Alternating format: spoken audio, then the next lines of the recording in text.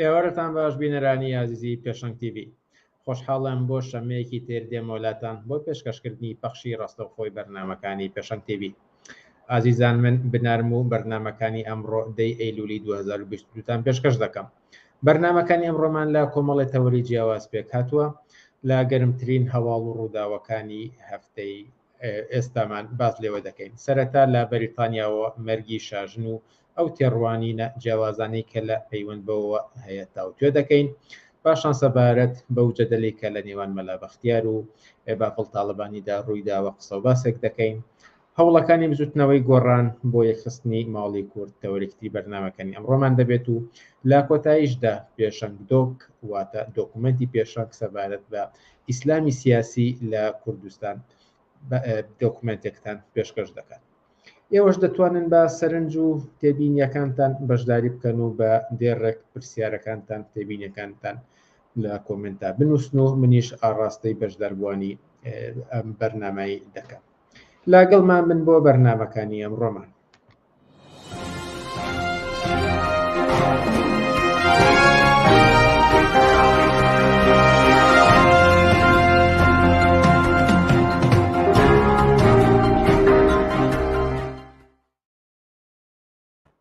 ماڵی بینەرانی ئازیز، هەروەک ئاماژەم پێدا یەکەم تەوەری بەرنامەکانی ئەمڕۆمان ئەو هەواڵە گەرمەی دوێنەی بەریتانیایە کە شاژنی بەریتانیا ئێلیزابێت پاش پتر لە 70 ساڵ لە حکومڕانی کۆچی دوایی کرد. بۆ تاوتێکردنی ئەم بابەتە بەهادنی حاجی بەکردارتە شناسرا و بە ڕێوەر عارفمان لە گەڵدایە. ڕێوەر عارف، ئێوەرەت باش و سپاس بۆ ئەم دەرفەتەی پێداین.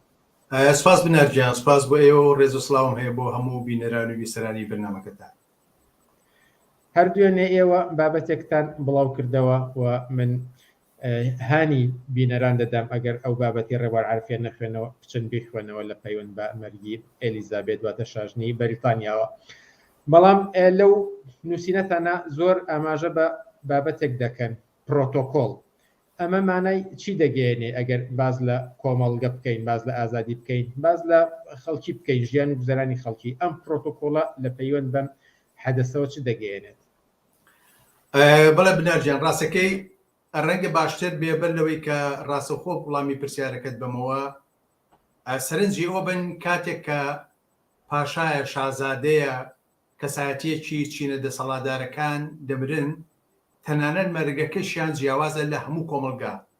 یعنی مەرگ ئەمڕۆ بووە بە فلتەرێکە معنایەکی چینایەتی لە کۆمەلگا دەبەخشێت و بەم معنایەش بەهەرحاڵ ئێستا وەختێک کە لەسەر شازادە قسە ئەکەین کە ترۆپکی دەسەڵاتێکی ناڕاستەوخۆیە وەکو سونەت و نەری زیاتر، ئەم بابەتە بۆ ئەو جێگەورەگەیەکی زۆر گەورەتر و مانادارتری تیا پیا بووە. بۆیە بابەتەکە وەیە کە ئەم پرۆتۆکۆڵی کە لێرە ئیشارەمان پێکردووە بە دوای ئەوەی کە مەسەلەی مەرجی شازادەیەتە پێشەوە، ئیتر ئەو وەکو هەموو خەڵکێکی ئاسایی تەعامل لەگەڵ مەرجی ناکرێت و تەنانەت وەکو هەموو خەڵکێکی سەرمایەداریش تەعامل لەگەڵ مەرجی ناکرێت، وەکوەی لە ژیانە بوو تەعامل لەگەڵ ئەوە تەعاملێک نەبوو وەکو هەموو هاوڵاتی وەکو کەسێکی ئاسایی. بەڵکو بۆ ئەمە هاتن پرۆتۆکۆڵێکیان دانا کە زۆر دوور درێژە پرۆتۆکۆڵەکە. بەڵام لەبەر بەرنامەکە ئەگە من سەرنجی تەنیا دووسێ خاڵ بدەین کە ئەم پرۆتۆکۆڵە ئەیەوێت چی بڵێ و چۆن هاتووە قۆناغ بە قۆناغ مەسەلەی مەرجی شازادەی کردو بە بابەتێک کە بیرۆڕای جیهان بە دوای خۆیان بکێشێ. تەبەن ئەم پرۆتۆکۆڵە هاتووە بەر لە هەموو شتێ زنجیرەیەکی داناوە کە قۆناغ بە قۆناغ مەرجی شازادە ڕابگەێنرێ. یەکەم جار پێویستە کە سەرۆکوزارای ئەو وڵاتە ئاگادارکرێتەوە، دوایی 15 وڵاتیکە کە با بڵێین مستەعمەرەی لە ڕاستیە بەریتانیان سەرۆکوەزیرەکانی ئەو وڵاتانە ئاگادارکرێتەوە،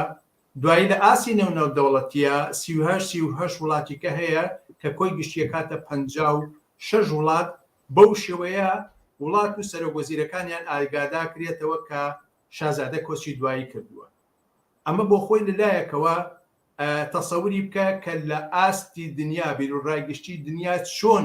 ئامادە و سازەکەن بۆ ئەوەی کە شازادە مەرجی کۆتایی بە ژیانی هاتوو بەرحاڵ کۆچی کردووە. نقطەیەکە لێرا کە زۆر بەرجەستەیە ئەوەیە کە بە پێچەوانەی هەموو عورفێک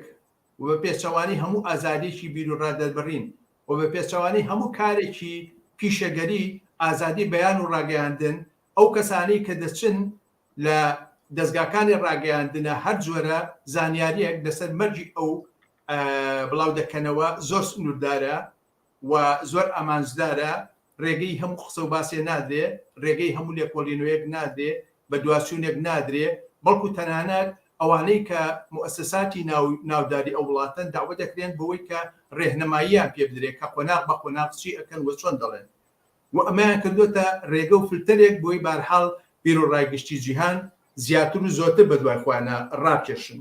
و لێرە ئەوەی کە زۆر جێگەی سەرنجە ئەوەیە کە حتا ئەگەر لەو ڕۆژانەی کە ئێمە ئەم ڕووداوە ئەم بابەتە هاتە پێشەوە دیقەت بکەین دەستگاکانی ڕاگەیاندن لە وڵاتە دەوریان چی بووە بەڕاستی جێگەی سەرسوڕمانێکی گەورەیە لە کۆمەلگایەکە کە بە ترۆپکی پێشکەوتن و مەدەنیەتی کۆمەلگای بەشەری ئەمڕۆ لەوانەیە بڵێم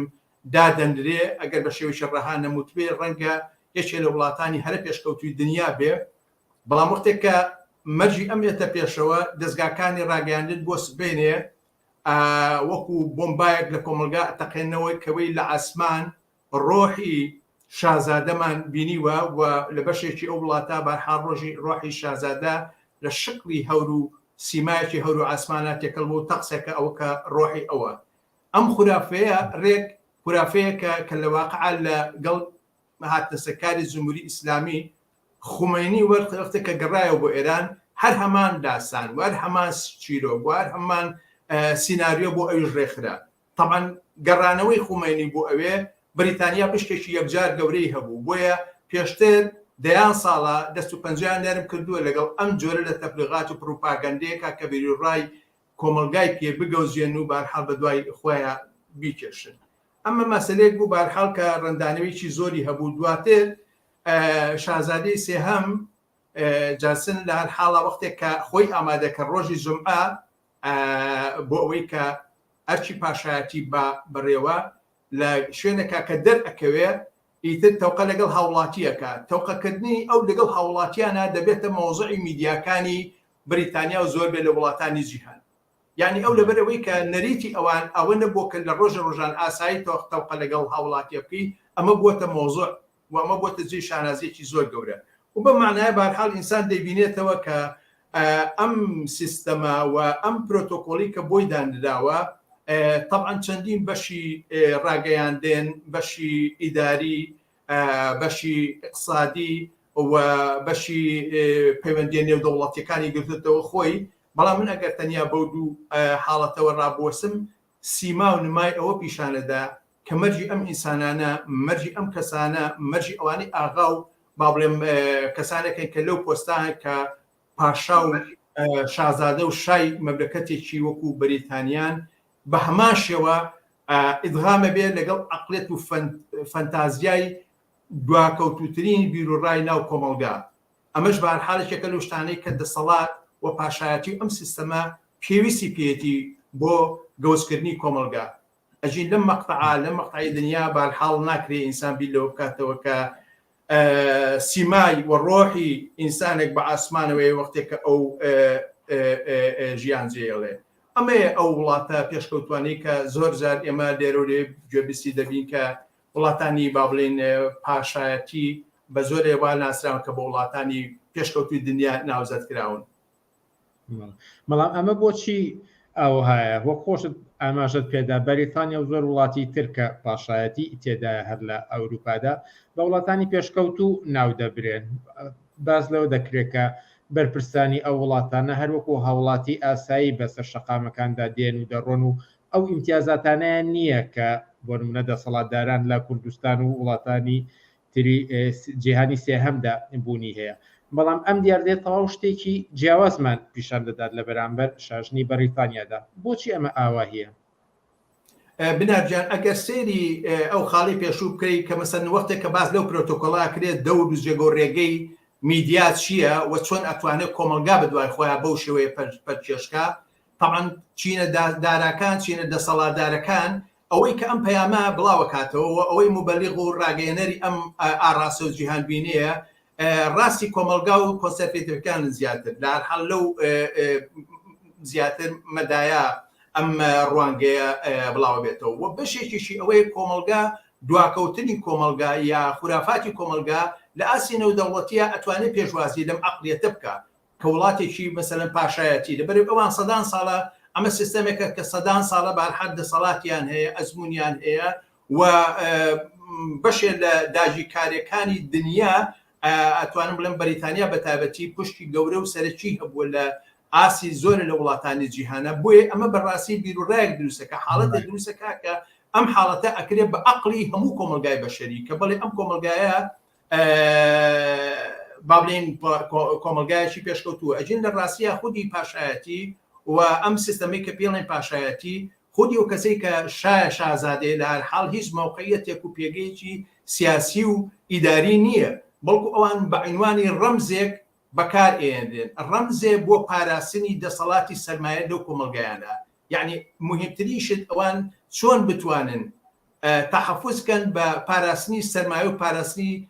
دەسەڵاتی چینە دەسەڵاتدارەکانەوە ئەمە پامە ئاساسیەکەیە کە لە واقع ئەتوانێت جێگەورەگەی شا و شازادەکان دیاری بکە بۆیە هەر بەهەرحاڵ ئەمە وەکو ئەمڕازێ بەکارهێنرێ ئەتوانم بڵێن بەهەرحاڵ ئەمان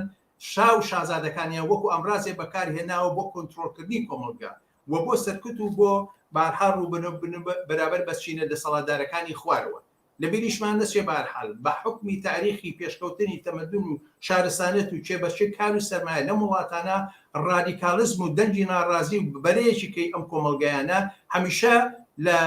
تەرەفی کە و ناڕازیا بوون هەر ئێستا بەحسێ لەسەر با بڵێن ئیلغاکردنەوەی بۆ نمونە ئوسترالیا کەوەی کە ناڕازیم بەشێکی زۆری ئەحزابی سیاسی و شخصیات و کارکتەری سیاسی لە وڵاتە بەوەی کەیتر ئەبێ ئێمە بگۆڕین بۆ جمهوری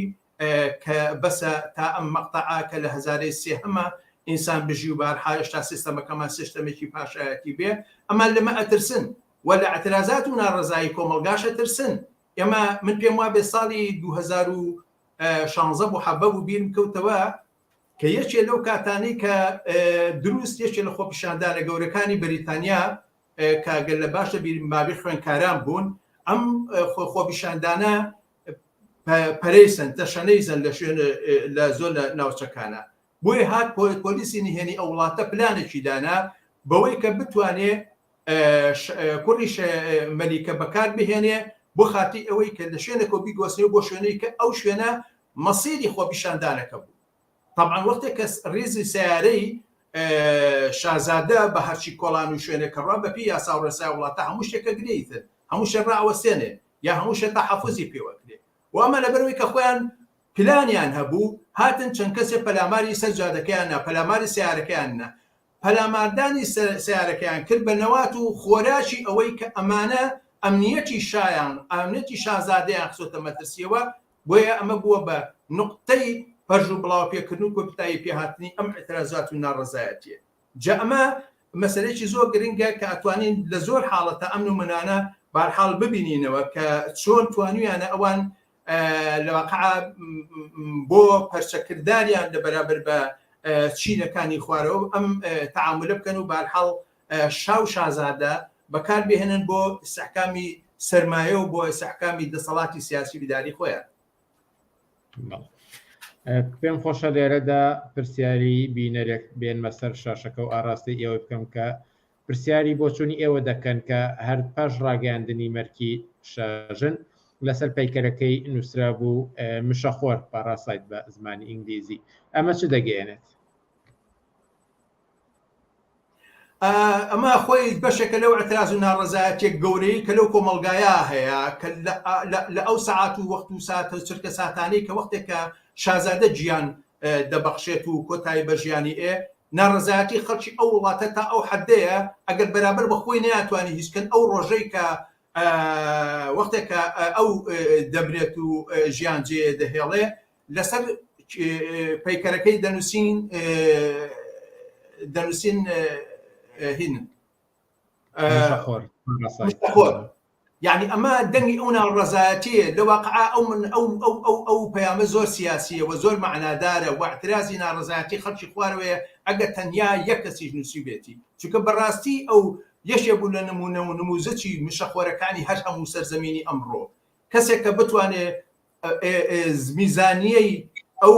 دەسەڵاتی ئەو ئیمکاناتی دارایی و سەرمایەکە لە دەستی ئەو وڵاتە هەیە پارسەنگ و هاوسانگ بێ لەوەی کە ژیان و چارەنووسی چەندین کۆمەلگای پێوە ئیدارە بکەی لە کاتێکە ئەم کەسایەتیە نەڕۆژێ سەعاتێک کاری کردووە نەخۆی نەباوکی نە ئەژدایی نەبارها بە ویراسە ئەو کە پارێکە ئیمکاناتی کە بۆیان ماوەتەوە ڕەنج و بەرهەمی با بڵێن خەلاقەتی ئینسانی خۆیان و خەڵ و تەقەلای خۆیان نەبووە، بەڵکو ئەوە بووە بە حکمی پێگەیەکە هەیەە بە حکمی تاریخێکە ئەوان لەو تاریخە بەهرەمەند بوون هاتوون ئەویان وەکو سەرمایە بەکارهێناوە بووە خەڵکی لە قەهری خۆیان و ناڕەزایەتی خۆیان وەکو مزجێنیە یا وەکو اعترازێکی گەورە بەهەرحاڵ اعترازەکان بۆ نیمایش کردووە کە دەڵێن ئەم کەسایەتی کە ئەم کۆمەلگایی جێهێش با بڕوا لەوە لاتر بێت ئەمە لە مشەخۆرە زیاتر هیچی کە نەبووە. پرسیارێکم نەماوە ئەگەر سەبارەت بەم حەدەسە مەرگی شەشدی بەریتانیا و کاردانەوەکانی دوای ئەوە قسەیەک ما بێت و بتانەوە بیکەن فەرمون بە کورتی. ڕاستەکەی ڕەنگە زۆر بەحەسە بێ لێرە جێگەی سەرنج بێ بۆ مانایی کە ئەکرێ قسەی لەسەرکرێت چونکە بەریتانیا بەتایبەت بۆ داگیرکاری وڵاتانی خۆرهڵاتی ناوەڕاست ئەفریقا هندستان ئاسیا وڵاتانێکی زۆر لە تاریخ خۆیان دەورێکی یەکجار گەورەی هەبوو. من تەنیا ئەگەر نمونەیەکی زۆر بچکۆلە بهێنمەوە تەسەوری ئەو شتەیە بکە بناژیان کە وەختێک لە ساڵی وەختێکە لە ساڵی 1950 پێم وابێ بەڵێ 1950 لە داگیرکاریەکانی ئەفریقایانە لەوێ ئەو تاجەی کە لەسەر شازادەیە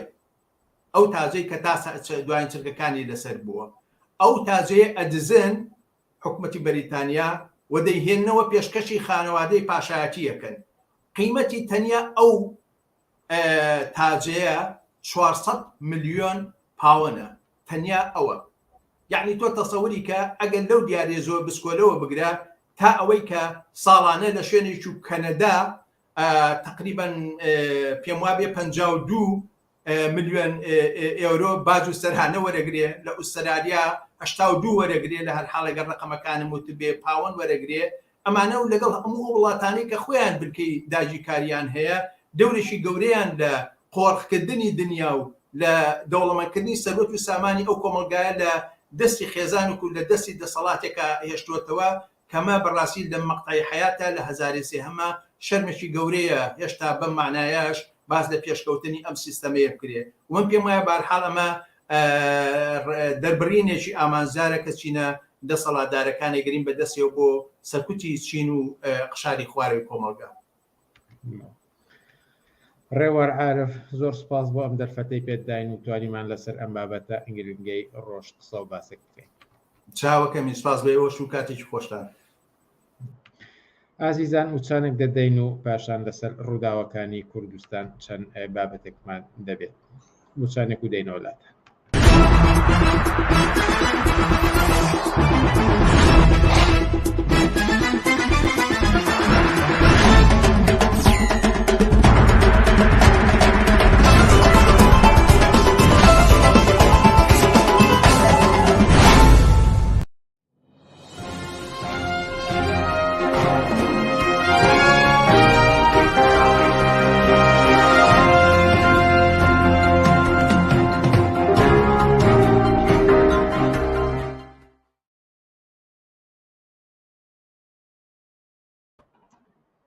بەردەوام لەسەر پێشکەشکردنی بەرنامەکانمان بینەرانی ئازیز بۆ چەند تەوەریەک کە لە ڕۆژانی ڕابردوودا لە کوردستان بۆ تەمایی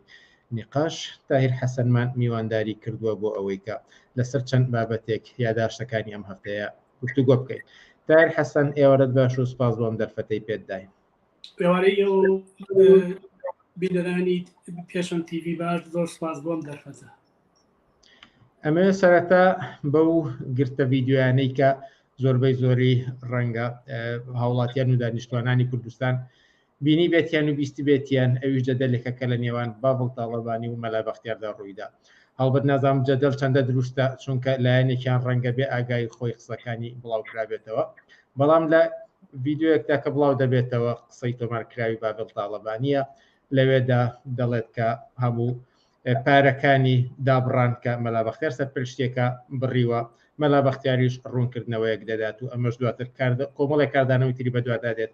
پێش ئەوەی کەچمە سەر وردەکاری و پرسیارەکانم ئەمێ بۆ چوونی ئێوە سەبارەت بەم دیاردەیە بپرسم کە ڤیددیۆیەک بڵاو دەبێتەوە، بەنگی تۆمارکراوە بڵاو دەبێتەوە و لەم لاوە هەندێک بابەتی سیاسی تیا و ڕوونکردنەوەی بەدووادا دێت. بە بڕای من یعنی هەر کەسێک کە وەختێ تەماشای ئەم گوێی لەم ڤیددیۆیە گرت ئەوانش کە زۆر سەرسەختانەیەکێتین ئارەقی شەرمەزاری بەناوچەوانیان هاتە خوارەوە کە ئەو کەسە لەگەڵ بافور جەناڵ تاڵەبانی کە لە سەرۆکی هەڕەمی سەرەوەی یەکێتی نیشتیمانی کوردستانە ئاوە بەو شکڵە بێلەزەت و بێتامە قسە ئەکا. هەڵبەتە مەشتێکی خۆتازە نییە، بەڵام بڕۆ لە دەستگای زانیاری و لە دەستگای پاراستن و لە ئاسایشی هەولێر و ئاسایشی سلێمانی و لە زیندانەکانیان بڕۆ بزانە چۆن تەعاملەکەن لەگەڵ زیندانیەکان، بە چ ئوسلوبێک، بە چ دەمێکی پیس، بە چ شکلێکی دژی ئینسانی. بۆیە بەڕاستی کە وەختی گوێ لەوە ئەگری تەماشاکی کە ئەم حیزبانە چەندێک لە ناوە داوەشاون، چەندێک کێزەونن، یعنی ئینسان شەرمەکە لە وڵاتێکا بژی چارەنووسی چەندین میلیۆن کەس بەدەستی ئەوە ئەم جۆرە کەسانەوە بێت کە ئەمە شێوازی قسەکردنیانە، ئەمە شێوازی بیرکردنەوەیانە، ئەمە شێوازی دیالۆگیانە، تەنانەت نازانم قسە بکەن. بۆیە تعبیرە لەوەی کە دەسەڵاتی بزوتنەوەی کوردایەتی چەندێک داڕزیوە و چەندێک ناکۆکە بە سەرەتایی ترین مەدەنیترین تایبەتمەندیەکانی کۆمەلگەی کوردستان. جەریمەیە ئەوانە دەسەڵات و چارەنووس و قوتابخانە و مەکتەب و زانست و زانیاری و چارەنووسی ئێسا و ئایندەیە و کۆمەلگەیە بەدەست ئەوانەوە بێ و ئەوانە دیاری بکەن. نیشانەدا کە ئەوانە چەندێک نامن بە چارەنووسی کوردستان بە ئاوات و ئارەبی کوردستان بەڕاستی. دوایەکە کرێ لەسەر ئەوەی کە مەلا بەختیارە لە چیەوە کرێ قسەیەکی ترکەی. ئەوەش پرسیاری ئێستام دەبێت کە لەو گرتە تۆمارکراوەی کە بڵاو دەبێتەوە باز لەوە دەکرێت کە ئەو پارانەی کە بۆ دابڕان دیاریکراوە دەبڕێت. ڕوونکردنەوەکەی مەلا بەختیار زیاتر لەسەر ئەمەیە باز لەوە دەکات کە ئەو قسەی بەخوا نەوتووە، بەڵکو تەئکید لەوە دەکاتەوە کە بۆ نمونە خوا و پێغەمبەر و قورئان خەتی سوورە بۆ ئەو خۆی بە مسلمان ناو دەبات و هەتا وەکو دوایی لەسەر ناوەڕۆکی بابەتەکە ئەگەر لەسەر ئەدەبیاتێکی بخەینە ئەولا لەسەر ناوەڕۆکی ئەم بابەتە بدوێن. منەوە بەشیانم لەسەر قسە و باسەکانی بافڵ لەگەڵ کە ئەو زەرامە کردی بۆیە ویستم ئەمەی لەگەڵ مەلا بەختیار جیا بکەمەوە. هەڵبەت جوابەکەی مەلا بەختیار هەم جوابێکی جۆرێک لە پاڕانەوەی بۆ بافڵ تاڵەبانی هەم جوابێکیشە بۆ عەبدولەتیف، چونکە عەبدولەتیفیش دەستخۆشانەی کردبوو لە بافڵ جەلال تاڵەبانی کە هەموو ئەو مؤسسەی کە مەلا بەختیار سەرپەرشتیە کرد هەموو پارەکانیان بڕاوە و مۆزەفەکان هەموو معاشەکانیان بڕاوە. عەبدولەتیف سەلەفیش دەستخۆشانەی کرد لە جەلال تاڵەبانی. بۆیە جوابەکەی مەلا بەختیار هەم جوابێکی پاڕانەوەیە بۆ بافڵ تاڵەبانی، هەم جوابێکی زمنیشە بۆ عەبدولەتیف سەلەفی کە ئەویش دواتر جوابی هاتەوە. بێمە سەر جوابەکەی مەلا بەختیار. مەلا بەختیار وەک هەمیشە من لە یەک حاڵەتێکا تەئەسوفم هەیە بۆی کە چونکە قەت مەلا بەختیارم ئەوها بەزەلیلی نەدیوە. بەڕاستی ئیحساسم بۆی جوڵاکە ئەوها زەلیل ئێوێ بە 1001 زمان قەناعەت بە بافڵ تاڵەبانی بکە کە ئەو قسەی لە عەبدولەتیف سەلەفی بیستوتەوانیە و من دژی دین نیم و بە چەندین جۆر نمونە هێنانەوە شێر و ڕێوی هێنانەوە و فاکت هێنانەوە ئێوێ پێی بڵێ کە من باوەڕم بەخوا هەیە کە من لەزانم وایە، چونکە جارێکی کە من گوێم لە مەلا بەختیار بوو، مەلا بەختیار نەکرد ئیسلامیە و باوەڕی بەخوا هەیە، بەڵکو جارێکیان وتی خەڵک پێی وایە من شیعەم بەڵکو شیعەش نیم سوننە مەذهبم، یعنی تایفیشە نەکەری ئیسلامیە. بۆیە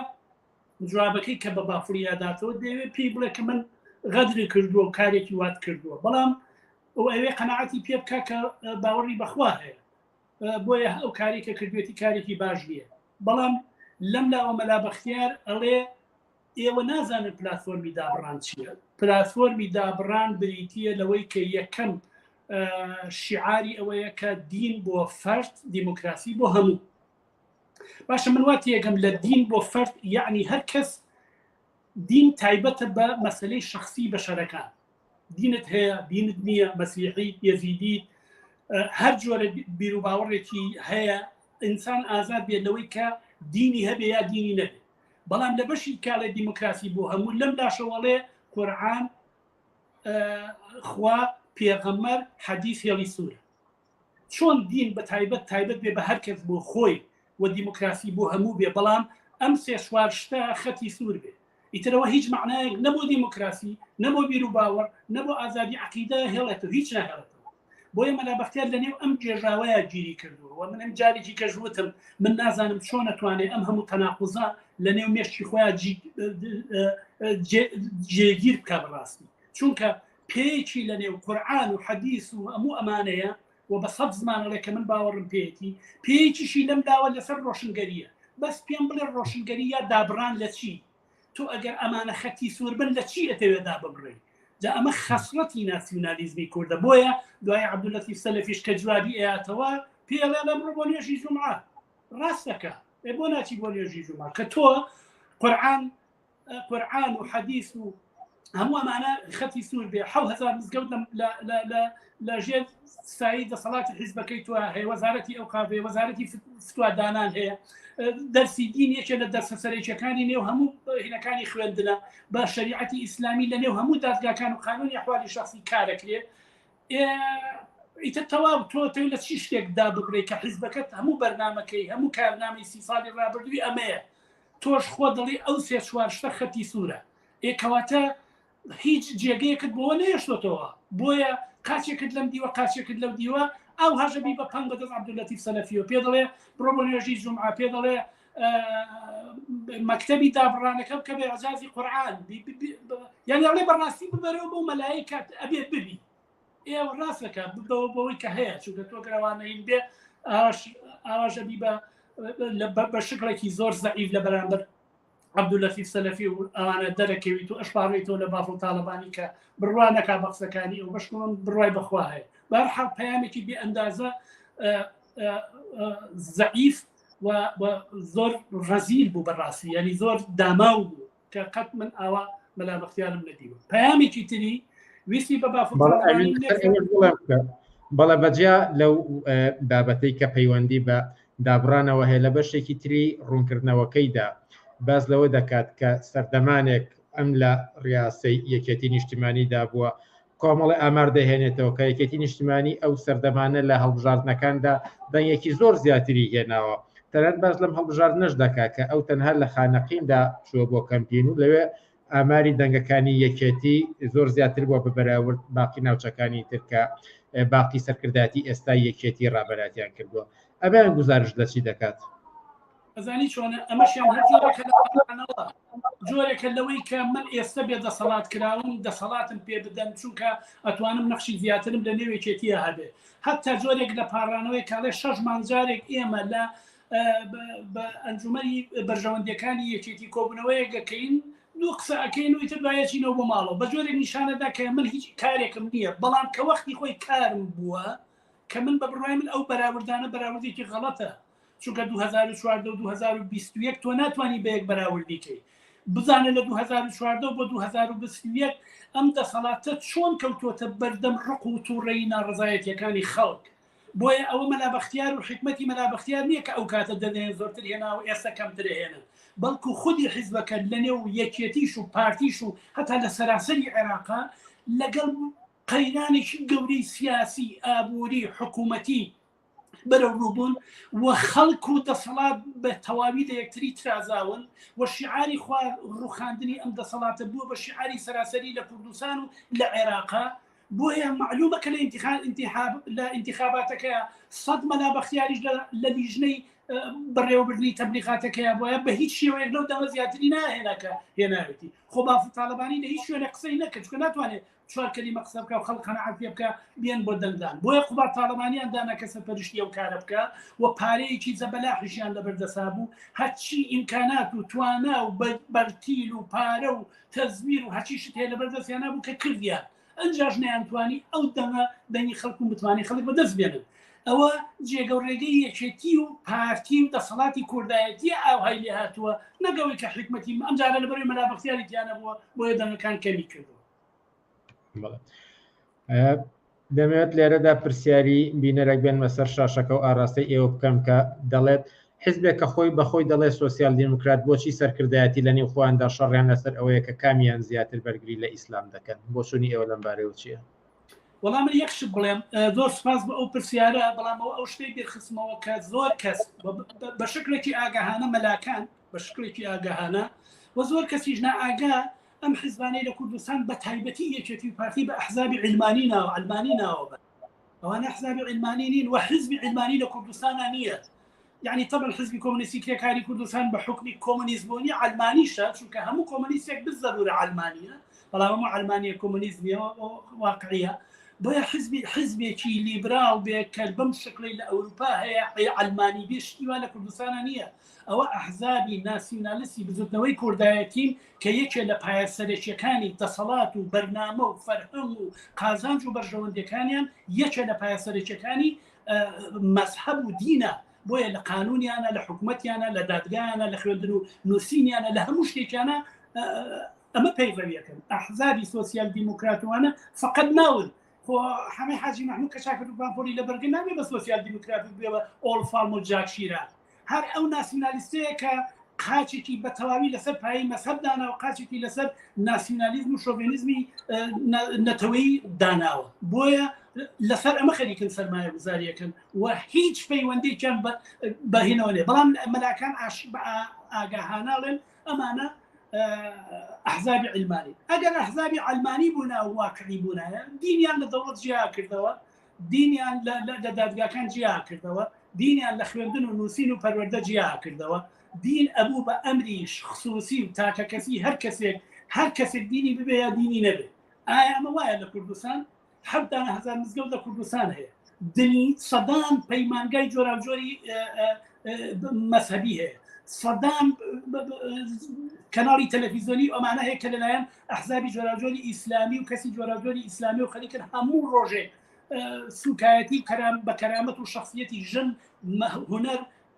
ئەدیبان ڕۆشنبیران خەلاقیەتی بەشەر بە جلوبەرێک دەخالت لە خصوصی ترین تایبەتی ترین شتی ئینسانەکانە لەو کۆمەلگایە کرد لەژێر دەسەڵاتیان حیزبانەیە ئەوە تا خۆی خۆیان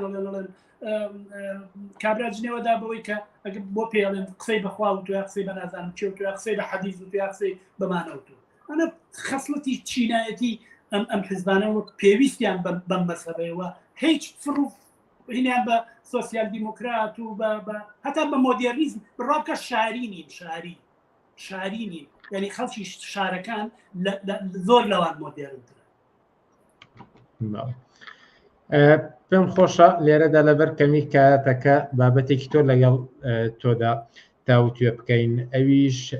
هەوڵێکی بزوتنەوەی گۆڕانە بزوتنەوەی گۆڕان ڕایانگەیان کە هەوڵێکی دەدەن سەردانی ئەحزابەکانی کوردستانیان کردووە بۆ ئەوەی کە دەست پێشخەری بکەن بۆ یەکخستنی ماڵی کورد. پێشوەی کەسمەنە وردەکاریەکانەوە تێڕوانینی ئێوە لەسەر ئەم ئامانجە ئەوەی کە ماڵی کورد یەککرێت چییە؟ وڵاوە زۆر جێگەی پێکەنین حقیوای بە بزوتنەوەی گۆڕان و عومەری سێعەبڵە بڵێ ئەم بەردەزلێت چییە تۆ لەم کاتا خەریکی هەم یەگری جارێ بزوتنەوەی گۆڕان بەهۆی کێشە ناوخۆیەکانی خۆیەوە بەهۆی لاتەری کەوتنیەوە بەهۆی دەنگنەدانی لە دەنگنەهێنانی لە کوردستان اینجا پەرتەوازەبوونی ڕابەریەکەی وەنجومەی سەرکردایەتی و ژوورەکانی بە لێشا و هەڵەوەرێ سەرنجام کەوتوتە لە پراوێزە ینی لە حاڵێکاوی کە لە عەرەبیە وێ کەس هین نابە حەسوودی بە وەزعی نابە بۆ ئەم شتە خەریکن خۆت هەمووشیانەی کرد هەمە حاجی مەحموودی کە نێچی بانبارزانی بانەوازێکی کرد هەموو کۆبینەوە ماڵی کورد یەخێن و ماڵی کورد یەک نەخێن ناتوانانی لە بەغاوە بکەین و هەمویان ئەم قسانەکەن و کۆبنەوەکەن بۆ دانیشتن و نان خواردن و میوە خواردن و ئەوانە و بافڵ تاڵەبانیش چوو لە بەغا دانیشت و خەزعەلی بان کرد و مالیکی بان کرد و سەدری بان کرد و نازانم چی بان کرد و بەیەکەوە دانیشتن نانیان خوارد و ئەم کێشانەی لە عێراق و لە کوردستانە هەیە ئەم قەیرانە منتیقەی و جیهانیە کە کێشاوێتی بۆ ناو کوردستان و بۆ ناو عێراق قەیرانی ئابووری سیاسی کۆمەڵایەتی حکوومەتی ترازانی خەڵک لە دەسەڵات خواستی خەڵک بۆ ڕووخاندنی دەسەڵات سەرنجام هاتنی دەوڵەتانی ناوچەکە بۆ ئێرە کێشەی قوتبی بوونەوەی جارێکی کەی ڕۆژهڵاتی ناوەڕاست لە نێوان ئەو قوتبە جیهانیانە بەم داوەت و نان خواردن و هینانەیە ئەمانە کە ماری بینیان بەیەکەوە نانرێ بەیەکەوە چونکە خودی ئەو ێزانش کە ئێستا دەرگیرن وردەوردە خەریکن دابەژە بن بەسەر ئەو هێزە ئیقلیمی و جیهانیانەیە کە هەن ئەوەی کە ئەتوانێت هیچیان بکات ئەوەیە کە ئەوان لەسەرەوە بتوانن لە یەکەوە نزیک بنەوە نەک ئەمان بۆیە هەموو هەوڵەکانی ئەمانەوەیە بە تەنیا بێ بە شخصی بێ لە پاڵێکی کیا بێ بتوانن یا پارێزگاری لەوە بکەن کە هەیەە یا شتێ زیاتریان دەستکەوێت ئەمەشیان لە دەستکردنەوەی ئەوی ترا ئەبینن بۆیە نە ئەتوانن ڕێبکەون نە ئەتوانن تێبگەن هیچ شتێک ناتوانن بکەن بۆ وەزعی عێراقەوە هەموومان نەزانین ئەو وەزعی عێراقەوە وەزعی کوردستان و ئەوانێ بۆیە فقط ئەوەیە بەڵام بزوتنەوەی گۆڕان خۆی پێهێنێتە پێشەوە تۆزێ خۆراکێکی تەبلیغاتی پێی نەکات تۆزێ لەو گۆشەگیریە خۆی ئەهێنێتە دەرەوە و ئەچێتە سەر شاشەوەوانە بەڵام هەوڵێکی بیاکامە هیچ لێ بەڕۆی لە جێگەیەکی تری ئەم هەوڵانەیە کە ئەحزابەکانیان بەسەر کردوەوە و ڕاگانیان لەسەر داوە تاکیدکردنەوەیە لەوەی کە هەڵبژاردن بکرێت هەڵبەت هەڵوەستێکیان لەسەر و نیشان نەداوە لە کاتی خۆیدایە خۆ دوا بخرێوەکو ئەحزابەکانی ترنەوەی نوێ و پارتیوێکێتی قسەی لەسەر دەکەن بەڵام تاکید لەو سەرەوە کەنەوەکە هەڵبژاردن بکرێت هەڵبژاردن بکرێت یان نەکرێت چی دەگۆڕێت لە کوردستاندا هیچ هەموو کەسێک گەزانێ لە هەر کەسێک لە کوردستان بپرسە هیچ تەحلیلێکی سیاسی ناوێ هەموو کەسێک لە کوردستان ئەزانێ ئەمانە نە بە هەڵبژاردن هاتوون بە هەڵبژاردن نهاتوون تا بە هەڵبژاردن بڕۆن و ئەوە چەندین هەڵبژاردن لە کوردستان کراوە چه ئاڵوگۆڕێکی لە ژیانی سیاسی و ئابووری و چارەنووسی خەڵکی کوردستانە بێژگەل لە خراپتر و خراپتر و خراپتر نەهێناوە و ئەوەش هۆی هەیە هۆیەکەوەیە کە خەڵکی کوردستان اعتیمادی بەمانە نەماوە دەنگیان پێنادا جارێ بە تایبەت بزوتنەوەی گۆڕان تۆ حاڵی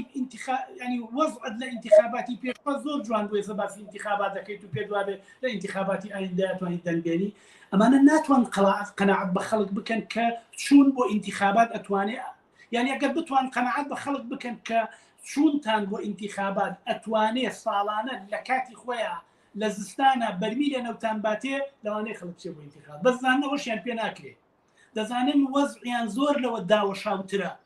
قەیرانەکەیان زۆر لەوە قوڵترە کە ئەوان بتوانن انتخاباتێکی نەزیه بکەن دەسەڵاتدارێتیەکدا بمەزرێن کە لە دەسەڵاتدارێتی حتا دواکەوتوترین وڵاتی ڕۆژهڵاتی ناوەڕاست بچێ هەموو کەسێک دەزانێت کە دوو هێزن بە زۆری میلیشیا بە زۆری چەک و پارە دەسەڵاتیان بەسەر مقدراتی کۆمەلگەی کوردستان ناگرتووە دەنگ بێنی یانەهێنی ئەو معادلەیە کە ئەوان زۆنی سەوز و زۆنی زەردیان بە زۆری چەک بەسەر خۆیانە دابەشکردو هەرەوەیە بۆ لە انتخاباتی وەختی 2000 چەند بزوتنەوەی گۆڕان دەنگی نەیەنە 2009 بووە بزانم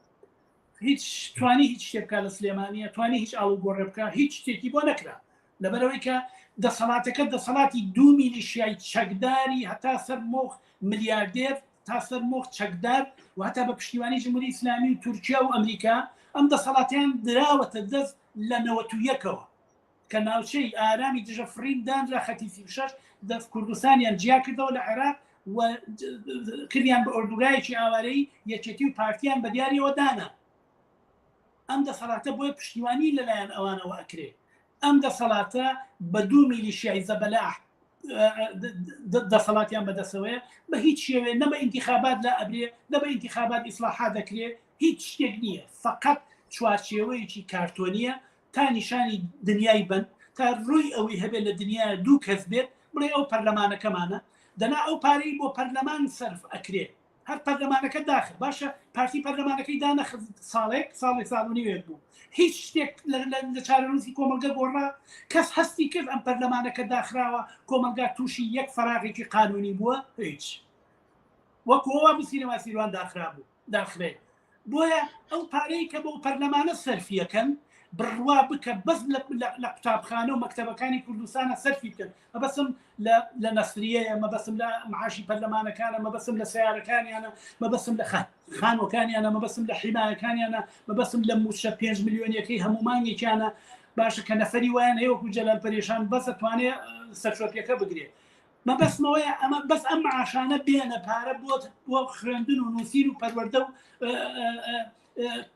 سێکتەری تەندروستی سەرفیکە بزانە چارەنووسی ئەو کۆمەڵگەیە، خوێندن لەو کۆمەڵگەیە، ئاسی زانست و زانیاری لەو کۆمەڵگەیە، وشیاری قوتابیەکان لەو کۆمەڵگەی بزانەگا بەشوێ. بەڵام ئەمان پێویستیان بەمەیە ئەمانە چوارچێوەیەکی قانونیە بە دەسەڵاتێکی میلیشیایی ڕەش کە لەلایەن خەڵکەوە حکمی ڕوخاندنی دراوە. جاکەی ئەو خەڵکە جێبەجێیەکە ئەو مۆزوعێکی ترە هیوادارم زوو بێ. دەکەواتە ئەم خەڵکەچی ڕێگەیەکی تری لەبەر دەمدایە کاتێک ئێستا تاوتێی دۆخی حیزبە سۆسیال دیموکراتە دەسەڵاتدارەکەمان کرد، بزوتنەوەی گۆڕانکە سەردەمێکی زۆر بە ئۆپۆزیسیۆن ناسراو بوو، دەسەڵات و لایەنەکانی تریش بە شێوەیەک باسکران، ئەوە پەرلەمانیش ئەوە جێگە و ڕێکەکەیەتی کە خۆتان ئاماژەتان پێدا، خەڵکی دەتوانێت لەم نێوەدا چی بکات؟ ئەم قسانی کە ئێستا من کردم ئەم قسانە هەموو کەسەی زانێ لەوانەیە 15 ساڵ لەمەوە پێش ئەم قسانەمان بکردایە ئێمە خەڵک پێویست بوو تەحلیلی زیاتر بکەی، پێویست بوو فاکتی زیاتر بێنی تۆ بۆی کە خەڵک قەناعەت پێ بکەی. بەس ئێستا هەموو کەسێکە زانێ کە ئەم حیزبانە نە چاکسازیەکەن، نە پێیانەکرێ، نە ڕێگەکەون، مەسەلەیان جوابدانەوە بە نیازی خەڵکە، نە مەسەلەیان معیشەت و ژیانی خەڵکە، نە مەسەلەیان ئەمنیەتی خەڵکە، هیچ نییە. بۆیە بە خەڵکیش تەجروبەی کردووە لە چەندین لە 3 دەهەی ڕابردووە ئەمەم حکوومەتە عمری خۆی کردووە تەواو، بەقەر حکوومەتی بەعز عمری خۆی کردووە و فەشەلی خۆی لە هەموو مەیدانەکانی ژیانە لە کۆمەڵگەی کوردستانە نیشانداوە، کەوایە دەبێ بڕوخێ، کەوایە چاکسازی لە کوردستانە بۆ ئەوەی کە بتوانی هەلومەرجێکی باشتر بۆ چارەنووسی خەڵکی کوردستان بێتە ئاراوە، لە پێشا دەبێ ئەمانە لەسەر ئەم ڕێگەیە لا ببرێن، چونکە ئەمانە کۆست بن لە بەردەم هەر جۆرە ئاڵوگۆڕێکە بە قازانج و بەژەوەندیەکانی خەڵکی کوردستان خۆیان کۆست بن. کەسێک کە خۆی سەرچاوی مەینەتی بێت چۆن دەتوانێت مەینەتی چارەسەرکە، کەسێک کە خۆی سەرچاوی قەیران بێت چۆن دەتوانێت قەیران چارەسەرکە. بۆی ئەمانە بێت لەسەر ڕێگای بە خەباتی شۆڕژگێڕانە و یەکگرتووی خەڵکی کوردستان ئەمانە لەسەر ڕێگە لا ببرێت. خەڵکی کوردستان ڕێگەیەکی تریان لەبەردەمانێ خۆ ناتوانن هەمیان سەفەرکەن بڕۆن بەر لە کەنەدا دابنیشن. بۆیە ڕێگەیان لەبەردەمانیە بەغێری ئەوەی کە دەست بنێنە نێو دەستیە لە کارگا، لە قوتابخانەکان، لە زانکۆکان، لە کارگاکان، لە مامۆستاکان، دەست بنێنە نێو دەستی یەک، هەر ئێستا ئەنجومەنەکانی خۆیان دروستکەن، دەست بنێنە نێو دەستی یەکتری وردە بتوانن مافەکانی خۆیان لەمانە بسێنن و ڕیزەکانی خۆیان یەکگرتووکەن و بە ڕیزی ڕێگرتوو ڕێکخراوی خۆیان و بێنە مەیدان، ڕێگەیەکی تر لە ئارادا نییە بەداخەوە. بۆیە دەبێت هەر ئەم کارە بکەن، دەست بڕە نێو دەستی یەک لەگە ڕەک، ناتوانن بەر بە یەکگرتووی خەڵک بگرن، ناتوانن هەموو کەسات بکوژن، ناتوانن ڕێگە بگرن لەوەی کە من بچم لەگەڵ دراوسێکەمە قسە بکەم بەیانی لەگەڵ ئەو دراوسی ترما قسە بکەم بەیەکەوە کارێک بکەین، نەوت پیاکەین، چوزانم کارەبا ساعتێ زیاتر بێتەوە، چوزانم کۆڵانەکەمان زبل خواردوێتی پاکی پاک بکرێتەوە، ئەنجومەنی گەڕەکەکان پێک بێنین و وردە حاکمیت و دەسەڵاتێکی دوولایەنە، ینی دوو فاکتۆ لە هەر شوێنێکە، لە هەر گەڕێکێکە، لە هەر شارێکە، لە هەر شوێنێکە پێک بێنین. تۆ پێشووتر ئاگا لە خۆ پیشاندانەکان بخۆ لە سەیسایە حکوومەتیان پاکردەوە هیچ نەما، بەڵام خەڵکەکە ئەبوایە هەر زوو بیریان لەوە کردایەتەوە ئەنجومەنە خێرا دروستکەن، جێگەی ئەنجومەنی شارەوانیش کە یەکێتی دایناوە لە جێگەی ئەوە شوورای ئەو شوێنیان دروست کردایە، بۆی کە ئەموری ئەو شوێنە بگرنا ئەستۆ، چوزانە مەس حرێک بگرنا ئەستۆ، ئیسعافەکان بگرنا ئەستۆ، مەخەزخانەکان بگرنا ئەستۆ، بانقەکان بگرنا ئەستۆ، مەکتەبەکان بگرنا ئەستۆ. خەڵکە بێت دەست بەرێت بۆ ئەمە، یعنی هەر بە تەنیا چاوەڕێبی ئەمانە چارەنووسی هەرەما بێکە هەیە. تاهیر حەسەن، زۆر سپاس بۆ ئەم دەرفەتەی پێت داین. زۆر سپاس بۆ ئێوە، زۆر سپاس بۆ تەماشاکانی کە دواتریش تەماشامانەکەن لە پێشەم تیڤی. زۆر سپاس. ئازیزان، زۆر سپاس بۆ هەموو ئەو سەرنج و تێبینیانەی ئێوەش کە زیاتر پاڵپشتی و دەستخۆشی بوو لە قسەکانی تاهیر حەسەن، پرسیارێک نەبوو یان بۆ شوێنێکی جیاواز نەبوو تاوەکو ئاڕاستەی تاهیر حەسەنی بکەم. زۆر سپاس بۆ بەشداری چالاکانەی ئێوەش. ئازیزان، پێش ئەوەی کۆتایی بە بەرنامەکانی ئەم هەفتەیە بێنین، دۆکومنتێکمان بۆ ئامادەکردوون سەبارەت بە دیاردەی ئیسلامی سیاسی و مەترسیەکانی لە کوردستان.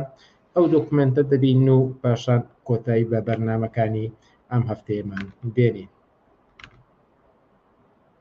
ئیسلامی سیاسی دەتوانێت هێزی ناڕزایەتی خەڵک پەرت و بڵاو کات، یەکگرتوو نەبێت، دەسەڵاتی کوردایەتی لەگەڵ ئیسلامی سیاسیە تاوکەری یەکتر دین لە دەوڵەت جیا بێتەوە.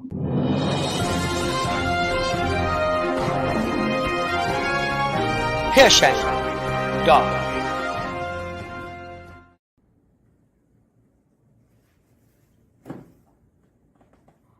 کۆمەلگای کوردستان کۆمەلگایەکی مۆدێرنە، ئەوەی کە ئەمڕۆ ئەیبینین ڕێک پێچەوانەی ئەسڵی کۆمەلگای کوردی. ئەگەر ئێمە بگەڕێنە بۆ ساڵەکانی هەفتاکان هەشتاکان ئەبینین مەسەرەن لەو سەردەما ژنان لە چه ئاستێکا بوون و کۆمەلگا مەسەرەن لە چه ئاستێکا بوو، کۆمەلگا لە ئاستێکا بوو کە مەسەرەن دین وەکو ئەمرێکی تایبەتی بوو بۆ خەڵک خۆی پیادەیە کرد. ینی ئەوە نەبوو کە دەستێوەدانێکی سیاسی تیا بکرێت و کۆمەلگا ڕاپێچ بکرێت بۆ ئەوەی کە ئەمڕۆ ئەیبین وەکو ئەمڕۆکە ئیسلامی سیاسی دەور و نەقشی تیا. تەماشا بکەین مەسەرەن دۆکومنتەکان وێنەکان هەموو ئەوان پێ دەڵێن کە لە ساڵەکانی هەفتاکان و هەشتاکانە کوردستان کۆمەلگایەکی مۆدێرن بۆ کۆمەلگایەکی دەنی بووە، ژن کوشتن نەبوو لەو کاتانە. شتێک کە ئەمڕۆ ئەیبینین ئیسلامی سیاسی باندوتی بەسەر کۆمەلگا ئەو کاتە ئەوانەمان نەئەبینی. ئەو دەورەی کە ئیسلامی سیاسی ئێستا ئەیبینێت لە کوردستاندا بن پێم وایە هەمان ئەو دەورەیە کە کلێسا دەیبینی لە سەدەکانی ناوەڕاستدا کە لە ئەوروپا چ نەهامەتیەکی بۆ کۆمەلگای ئەوروپی دروست کرد بوو، وەکو لە مێژووە دیار چ ڕۆژانێکی ڕەشی بۆ ئەو کاتانە دروست کرد بووە. هەمان دەورێک کە ئیسلامی سیاسی ئێستا ئەیبینێت ئەوەیە کە کۆمەلگای کوردستان لە کۆمەلگایەکی مەدەنی و بگۆڕێ بۆ کۆمەلگایەکی نامەدەنی دواکەوتو زاڵبکردنی جەهالەت و نەزانی استیراد کراوە بەرژەوەندیەکی تەبەقاتی تیا هەیە. ئەمڕۆ کە ئیسلامی سیاسی دەوێت بەم کارانەی بەر بە بزوتنەوەیەکی ناڕزایەتی چینەکانی خوارەوە بگرێت تاوەکو لەم ڕێگایەوە بتوانێت کە هەم دەسەڵات بپارێزێت هەم ئەو فەرهەنگەی کە کۆنەپەرستانەیە زاڵی کا بەسەر کۆمەلگا. ئیسلامی سیاسی مێژوەکەی گەڕێتەوە بۆ ئیخوان موسلیمین کە لە مسر حەسەن بەناوانە پیادەیانە کرد. لەو کاتەوە تر ئیسلامی سیاسی بە جیهاندا بڵاو بوو. ئەو سەردەمە کە شەڕی سارد هەبوو لەبێ قوتبی غەربی و قوتبی شەرقی بڵێن اتحادی سۆڤیەتی و ئەمریکا پێویستی بەوە هەبوو کە لەو ناوچانەی کە نفوسی اتحاد سۆڤیەتی تیا هەیە ئەم بزوتنەوەی پەرە پێ بدات، بزوتنەوەی ئیخوان موسلیمین و بزوتنەوەی ئیسلامی سیاسی بەگشتی پەرە پێ بدات و پشتگیری بکات. تەنانەت مەسەرەن هەوڵیدا لە دروستکردنی هێزی سیاسی توندڕەوی وەکو قاعیدە و داعش و ئەمانە هەر بۆ ئەوەی کە بتوانێت دوو هەدەفی هەبووە غەرب لەم وەستانەوە لە بەرامبەر قوتبی سۆڤیەتیا و هەروەها پاراستنی بەرژەوەندەکانی خۆی و هەژمۆنی خۆی بەسەر کۆمەلگای ڕۆژهەڵاتی ناوەڕاستدا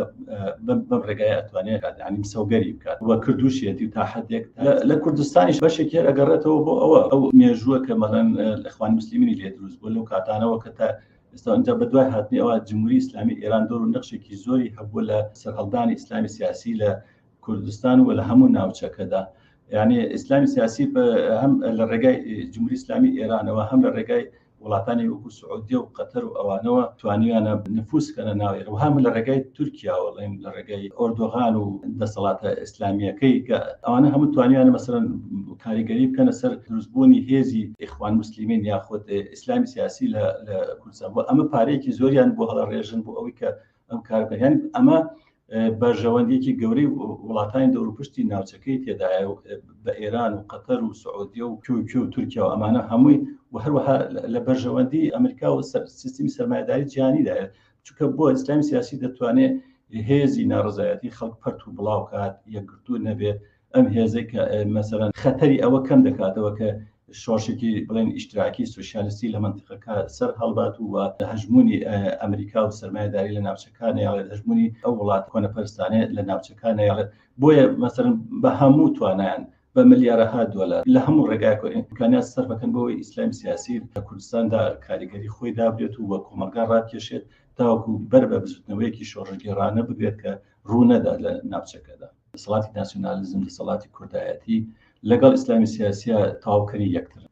بەبێ یەکتر نانکرێت و هەردووکیان لە بەرژەوەندی یەکتردان. من پێم وایە کە ئیسلامی سیاسی کارێکی زۆر باش بۆ دەسەڵات دەکات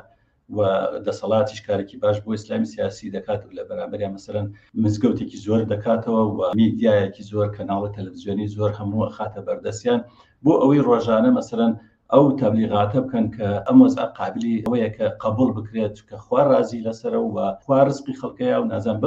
بەم جۆرە هینان هێرشێکی زۆر بکەنە سەر ژنان، چونکە ژنان ئەگەر بێنە پێشەوە لە کۆمەلگا دیارە کۆمەلگا ئاڵگۆڕی شۆڕگەڕانە ڕوئات اینجا ئەیانەوێت بە هەموو شێوێک بتوان ئیهانە و سوکایەتی بە ژنان ڕابگەن و لە مینبەرەکان ڕۆژانە وەکو ژەهرێک بدەنە کۆمەلگا و کۆمەلگا ڕازیکەن بەو دەسەڵاتی کە ئێستا مەوجودە ئەگەر بۆڵێکی ژەکەن ئەگەر جاروبار باسی گەندەڵیەکی ژەکەن دانێ سواری ئەو شەپۆلی ناڕزایەتیە بن کە خەڵک هەیەی بۆ لە پێناو پایەگا و دەرینێکی دەسەڵاتی خۆیان ئەگەر بێت و مەسەر خۆیان دەسەڵات بەدەستەوە بگرن ناتوانن عەدالەت و یەکسانی خوازی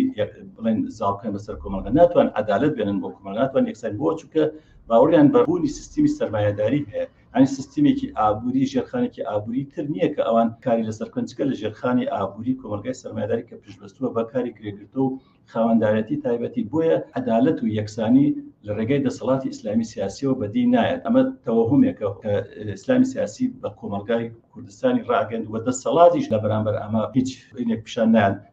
نەک ئەوەی کە مەسەڵ تند بێ لە بەرامبەر ئەم تەبلیغاتانی کە ئیسلامی سیاسی ئەیکات بەڵکو پشتیوانیشی ئەکات بە مادی بە معنەوی و دەیەوێت کە ئەوان بوونیان هەبێت بوونی ئەوان باشترە لە هێزێکی شۆڕژگێڕ و ڕادیکاڵ بۆیە بە هەموو شێوەیەک ئەو دوو هێزە ئیسلامی سیاسی و هێزەکانی کوردایەتی دەسەڵاتی ئێستای هەرێم تەواوکەر یەکن و پشتیوانی یەکتر دەکەن.